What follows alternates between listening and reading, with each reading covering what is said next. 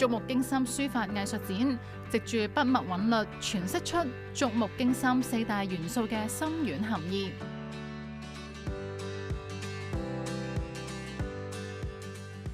喺觸目驚心書法展嘅作品裏邊，見到書法家蔡傳興老師對美嘅追求。蔡傳興老師係澳門嘅本土書法文化家，大家都稱佢為蔡老師。佢認為書法係一種生活，係傳統嘅文化，就好似信仰一樣，書法需要修出嚟。宋代文學家蘇東坡曾經講過：寧可食無肉，不可居無竹，代表住君子高雅嘅意蘊。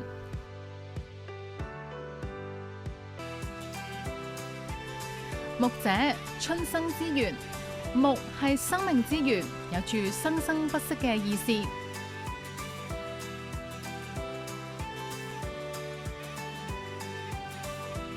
經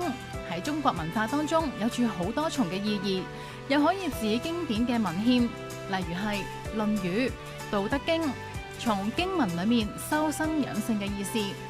表達咗對道德倫理嘅重視。喺經句當中，經嘅使用能夠引發人嘅反思，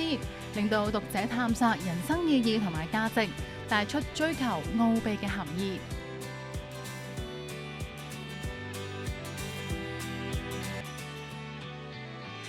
深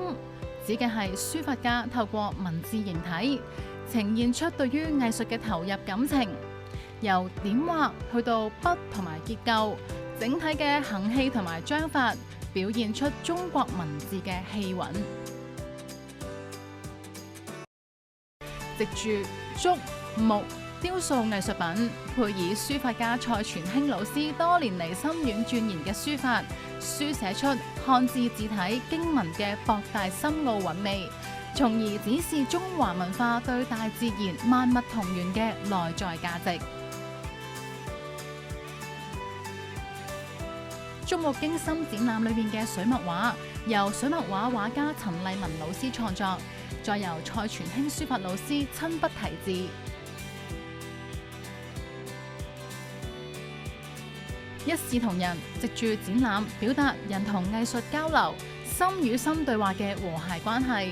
以中國藝術文化學習我國傳統禮儀嘅品德教育，加強對溫良恭儉讓品德傳播。